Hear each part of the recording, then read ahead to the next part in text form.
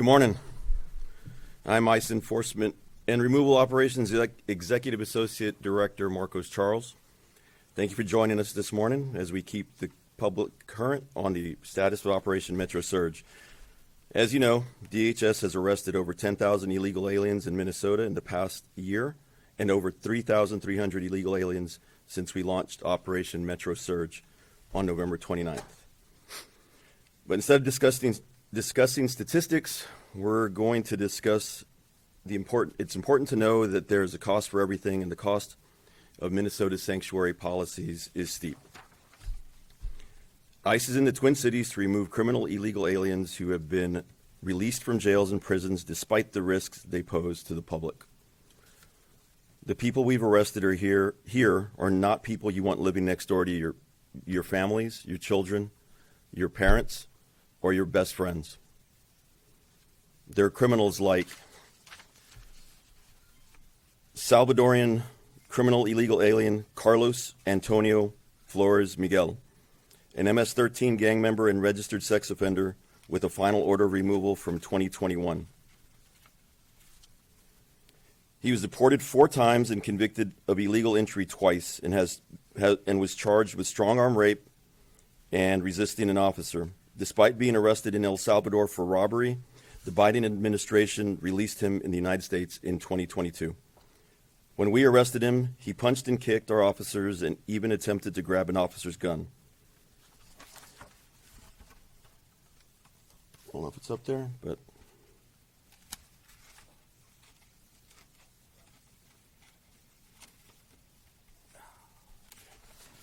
this is our jump. This is the people that these protesters are protecting. We also arrested St. Lucian criminal illegal alien Nelbert Joseph, who has 11 criminal convictions, including larceny, stolen vehicle offenses, and has a final order of removal in 2023.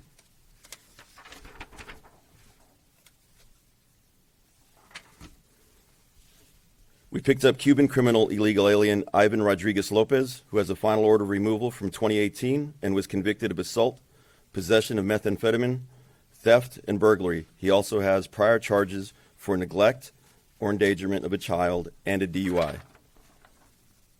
These are the people protesters are protecting. We picked up Cuban criminal illegal alien, it's the wrong guy. Another one is a Laotian criminal illegal alien, Yao Li, who was convicted of second-degree murder.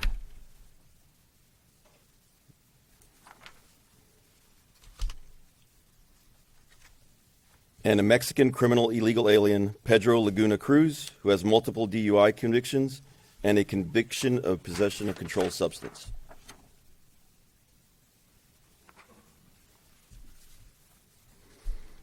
These are the people who the church agitators were protesting for.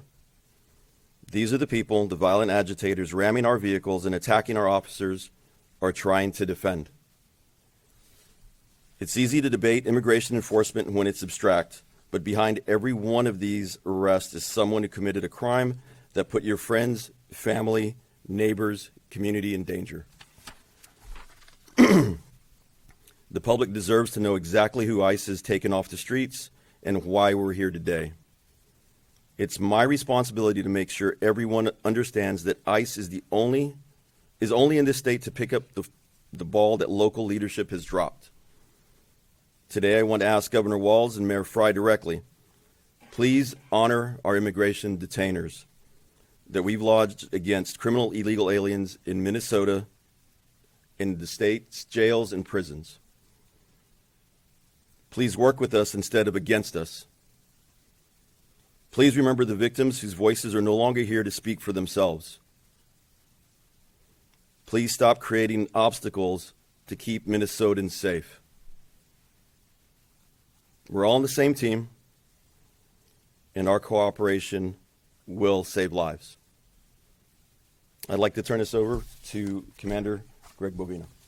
Thank you, sir. Thank you, sir. All right. Well, good morning. I'm Greg Bovino, Commander-at-Large of Customs and Border Patrol Assets here in this great city of Minneapolis, Minnesota. I'm glad to be here this morning. I'll make a few remarks, and then we're going to open this up to questions. Please hold all questions until the end.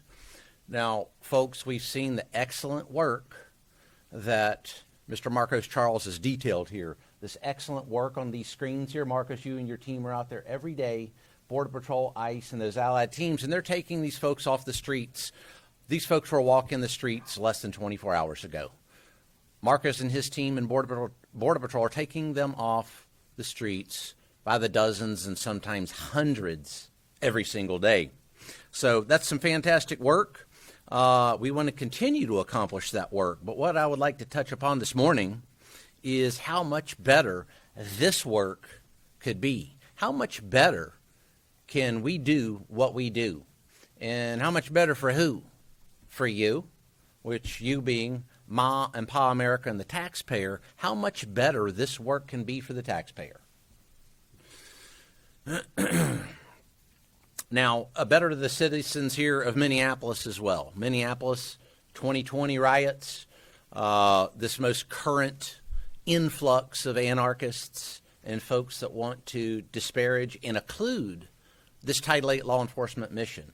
So we can do this much better for the citizens of Minneapolis. And what this revolves around is the climate, the current climate surrounding law enforcement and this Title VIII mission in which ICE, Border Patrol, and these allied teams are fighting so hard to accomplish. Now, this climate that we talk about is not very favorable right now in Minneapolis. I just put that as our first point. It's not very favorable to federal law enforcement here in Minneapolis.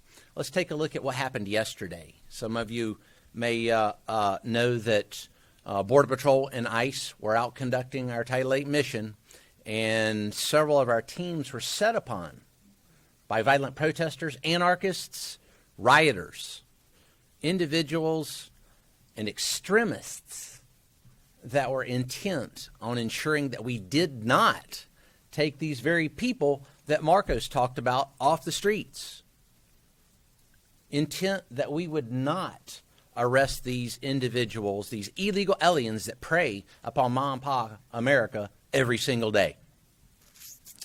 So yesterday I had the fortunate opportunity to once again work with those fine agents in ICE and Border Patrol. And in doing so, from the very beginning of the shift all the way through the end of the shift, all day long, it was a running battle with those very extremists that I've talked about. So as we were looking to conduct that targeted enforcement against some very vile criminals, we were met with resistance. One of those criminals that we were after was Victor Urice, Mr. Victor Urice, a target that we were after yesterday. This individual is a convicted felon from Mexico with serious weapons offenses, fleeing from police, and a criminal rap sheet so long that I can't remember it all. That's who we were after yesterday. Now, as we were after Mr. Urice, we were set up on rioters who tried to stop us at every point yesterday. Simply using the restroom at a gas station was met with significant resistance. A lot of people would call that stalking.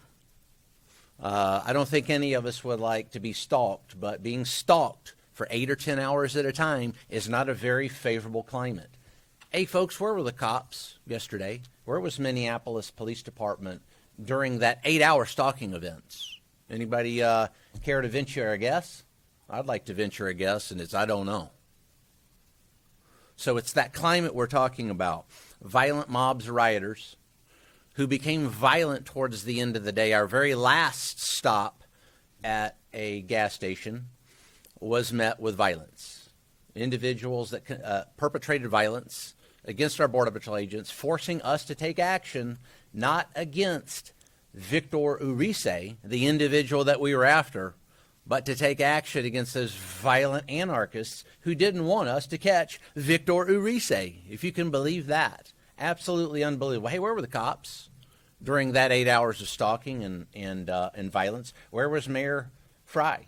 Where was, oh, I don't know, Governor Walz? I didn't see him around anywhere. You know, there's a saying, I think Thomas Paine said that in one of his pamphlets, Common Sense. He said politics and politicians on their very best day are barely tolerable evil.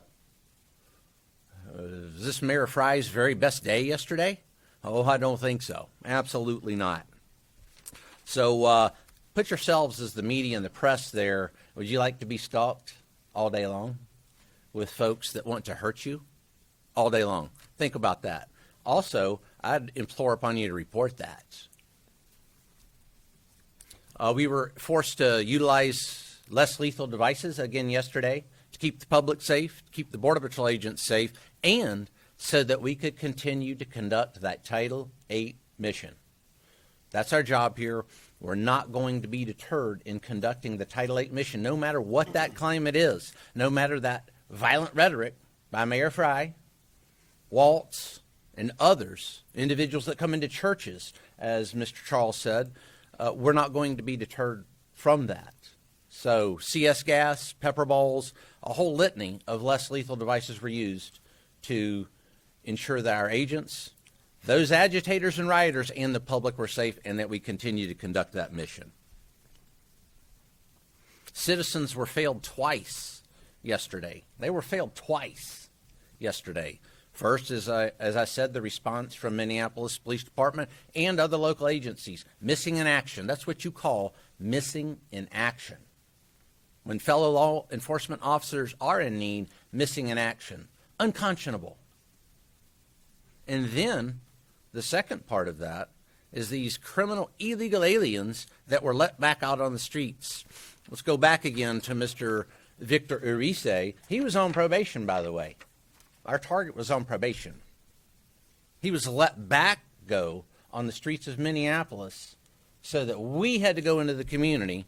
Never should have happened. We had to go into the community to remove him.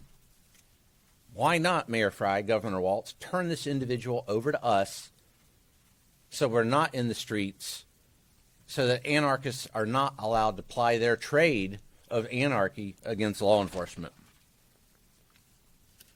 Now, this didn't happen overnight. This anarchist-type movement has been well established here in Minneapolis since 2020. We all know what happened in 2020. The anarchists love this, by the way. They love this. This is just what they want. This is just what Mayor Fry, Governor Walz, and others are giving them. This emboldened rhetoric vilifies law enforcement and creates very unsafe situations for law enforcement and occludes from the mission of taking these bad people, as Mr. Marcos Charles said, off the streets. Compliance, they think, is optional. Compliance is not optional, not when law enforcement conducts. It's legal, lawful, ethical, and moral duties. It's not optional. There is no option there. Let's get this straight. Do the anarchists want Victor Urice to remain on the streets? I think that's the base question. Does Mayor Fry and Governor Walz? I've never heard them say a word about these violent, illegal aliens that roam their streets. I guess they want them there. But guess what? ICE, the U.S. Border Patrol, and those allied law enforcement agencies, President Trump, Secretary Noem, we don't want it and we won't have it. Law enforcement unquestionably is being targeted right now in Minneapolis. I'll close by saying that we're being targeted now in the Title VIII mission. What does this spread to in the future? That rule of law and order, what else will that spread to? Maybe some speeding tickets, or maybe another law or situation that someone doesn't agree with. It'll spread to that as well.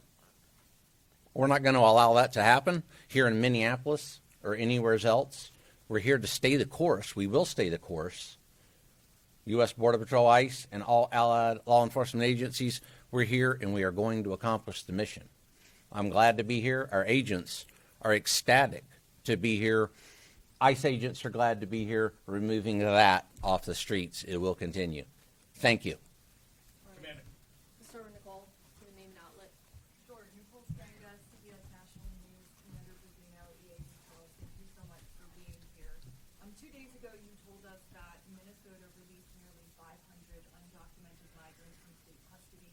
instead of transferring them over to ICE. And we took those numbers to Paul Schnell, who is the commissioner of the Minnesota Department of Corrections. He called it fundamentally false. He said, as a matter of policy, DOC cooperates with ICE and ICE detainers. He showed us multiple examples of convicted criminals serving time in Minnesota state prisons, including names that you displayed on these screens, and he showed us how they were transferred from state prisons into DHS custody days before. EAD Charles, we also took your statement that there were more than 1,360 pending ICE detainers statewide, and he told us his department conducted a statewide survey, a review, and found just 207 individuals in state prisons and 94 in county jails are subject to ICE detainers right now. That's 301. Can you help us understand why Minnesota's top corrections official says not only has the state been honoring ICE detainers for decades as a policy, he doesn't understand where the Department of Homeland Security is getting its numbers from. What is your response? So the Department of Corrections for Minnesota does honor our detainers. We pick individuals up from the state. It's the counties that do not honor our detainers. So when the state gets them, and those detainers are lodged against the state, we get those bodies. So However, state is cooperating the state with- DOC is the only entity that we can pick up from. We're opening up dialogue with some of the counties, and we are looking to see if they are more willing to honor our detainers at this time. The 1,300 number is statewide in counties that we have lodged. They may not have record of it if they don't file them, because they don't honor them. They have no reason to keep them. How do you fix that problem, and which counties are not cooperating with ICE so that we can follow up? Just look at the majority of the counties. Just go through the list. I believe there are 87 counties in Minnesota. Just look through every one of their records. That's what I suggest as far as that. As far as what we can do to make it better, the governor should talk to the counties and let them honor our detainers. Many of these sheriffs want to help us. And just as a final point, though, it is true that some of the worst have been handed over to ICE by Minnesota state officers from Minnesota state prison. Some of the ones that we have up here, Correct. the ones that we've listed, I believe, have all been either arrested at large or come from a county that has released them, and we picked them up.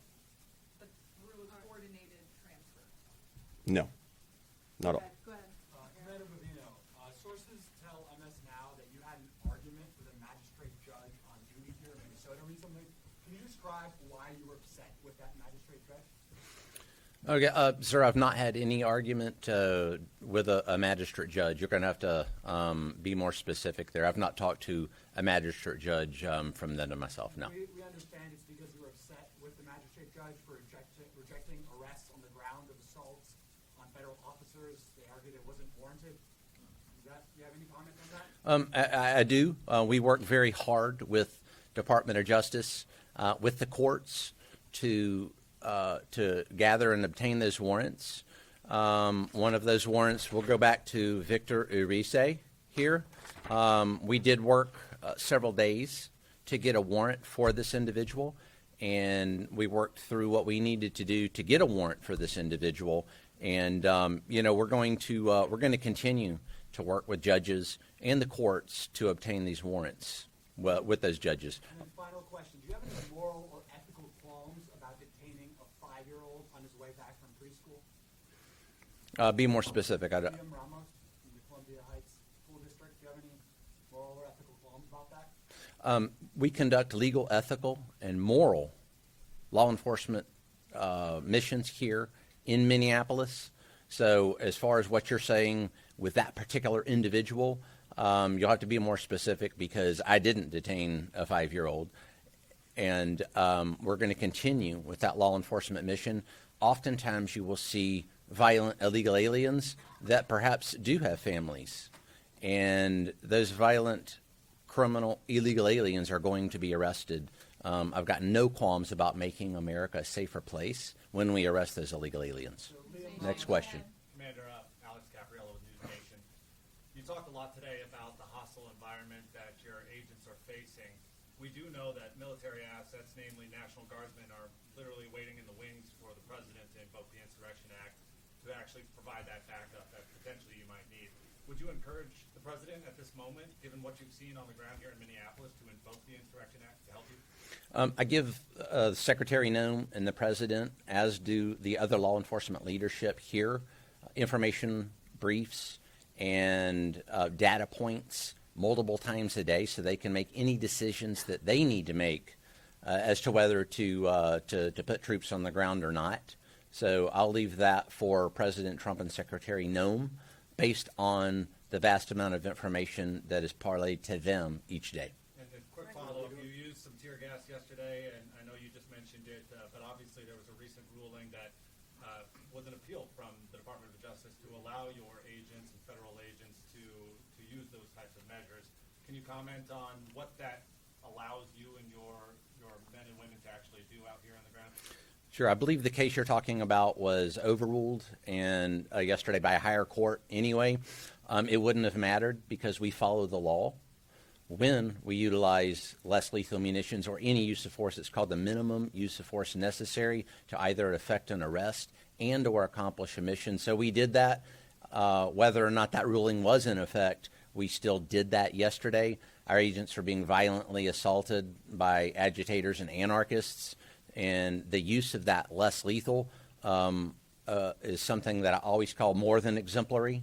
A great use of force yesterday to keep agitators, Border Patrol agents, and the public safe. Let's go again to that word less lethal. Less lethal.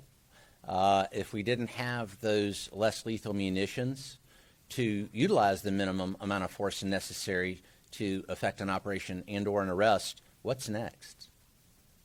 Go ahead, right here. Omar Menez, CNN. Just follow up on the federal way we are not supposed to detain his father.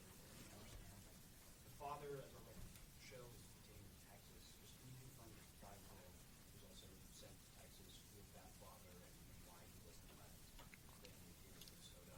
And just to follow up on that, you talked about the stalking as you described it. Are you saying you called for Minneapolis police help and they didn't respond? I'll go the second part of that first. As far as the stalking, Minneapolis Police Department's been called on several situations that they have not responded. Yes, by the patrol. Let me give you a specific example other than yesterday. Yesterday was 8 hours of that. But let me go specifically to 2 days ago. We had 2 off-duty agents in a restaurant eating. And they were descended upon by that violent mob, and the staff of that restaurant in downtown Minneapolis decided to try to lock them in the restaurant with those 40 to 50 agitators. Minneapolis Police Department was called. They never showed up. Our agents were in there for 45 minutes, and we called a tactical team that went out to extract those agents from that restaurant. So that's what we're up against. As far as state and local help, if that gives you any indication of the depth and scope of that. Now, as far as the 5-year-old and the father, I'll let ICE answer that because we turn our detainees over to ICE, and they do a fantastic job of discerning what and how that's going to happen. Just one follow-up to you, Commander, before you turn it over.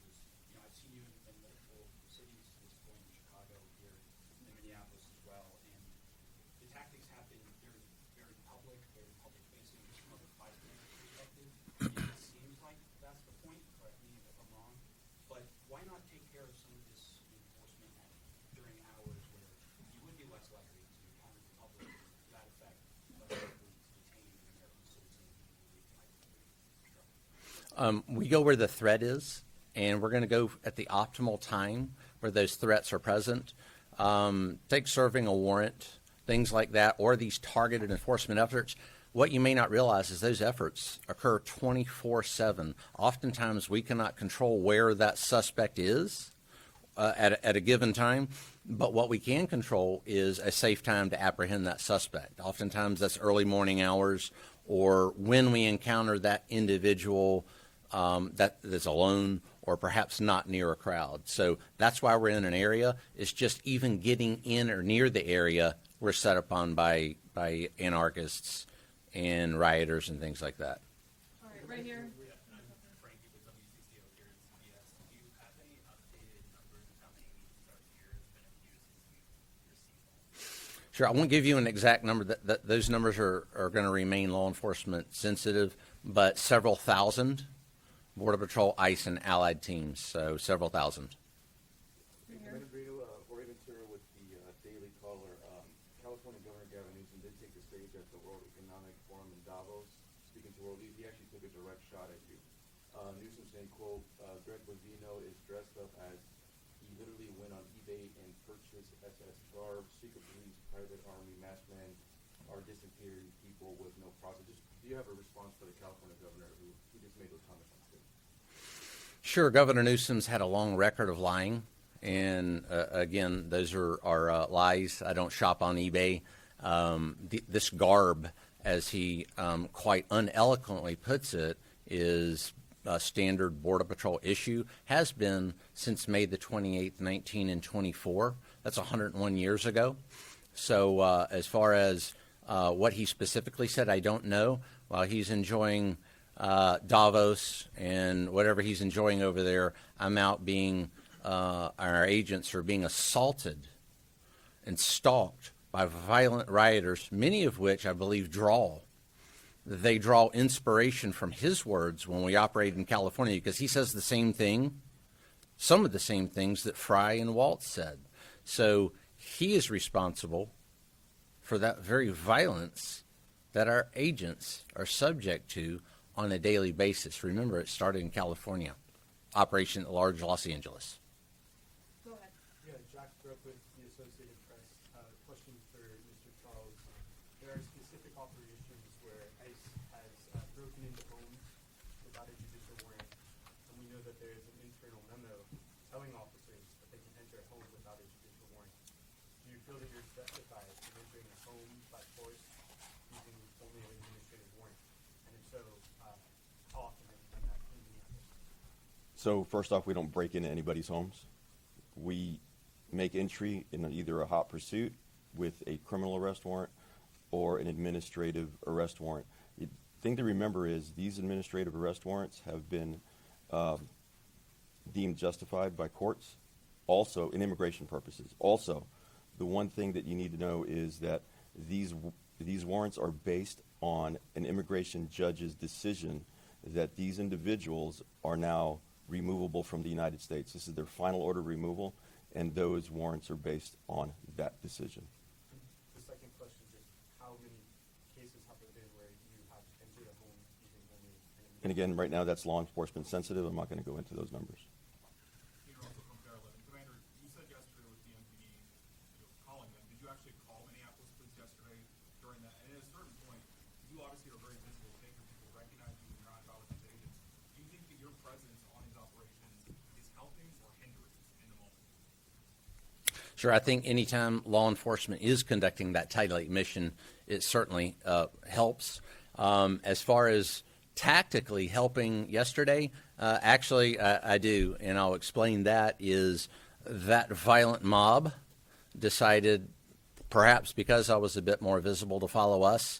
16 other strike teams out in the field yesterday arresting dozens of those criminal illegal aliens were relatively free from that. So I believe if they want to focus their attention on me, that's better than focusing attention on those Border Patrol agents and ICE officers doing that lawful mission across Minneapolis. Did you and your teams call Minneapolis police yesterday? Yes, at some point, yes. All right, last question again. Eric Shalhoub from KCB. Thank you for taking our questions. People in Minnesota want to know when this surge will end. Has there been a date set? Is there a certain number of people you want to apprehend before you decide to ease the surge? We've seen DOJ filings that put a number at over 60,000 people. Explain to folks how long you're going to be here and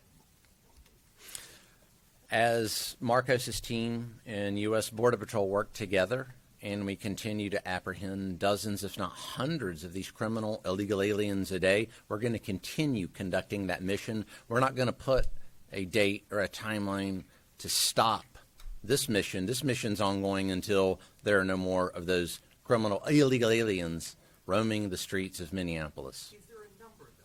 You have to have a file. There is a number, and it's called all of them. Yep, you bet. All of them. We're not going to allow criminal illegal aliens to walk the streets and have more Molly Tibbetts, Jacqueline Nungare's, and all the other ones. I mean, you're worried about numbers. I'm worried about the deaths of Americans. Let's talk about that a little bit. Maybe Jacqueline Nungare, what her last moments were like. How come we never talk about that? And you're worried about numbers. Wait, no, hold on. Numbers? Jacqueline Nungare. Numbers, but your numbers, Jacqueline Nungare, well, actually, we never hear about her or the other thousands of American citizens. I'm worried about that vastly more than a number or a date. We're going to make Mom and Pa America safe. President Trump is, Secretary Noem is, and we're going to get them all. Did that answer your question, sir? Really quick. Thank you. Okay, Chief Bovino, really fast. Can you comment on the Vice President coming? Very glad to have the Vice President here, Mr. Vance. He obviously, Mr. Vance is a supporter of the Title VIII mission. He knows what's at stake here. He knows what's at stake in Minnesota and nationwide. And one of our most ardent supporters of that Title VIII mission, one of our most ardent supporters of taking criminal illegal aliens off the streets, J.D. Vance from Ma and Pa America. Just like President Trump, Secretary Noem, he's for Ma and Pa America.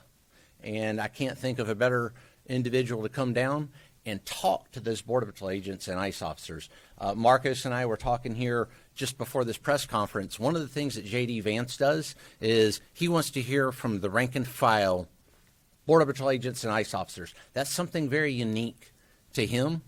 He wants to come down and talk to them individually, see what's on their mind, their issues, concerns, and what's going on the ground. You don't see that a lot, but you sure see it with the Vice President. Vice President Vance, we can't wait to see him. We're glad to have him.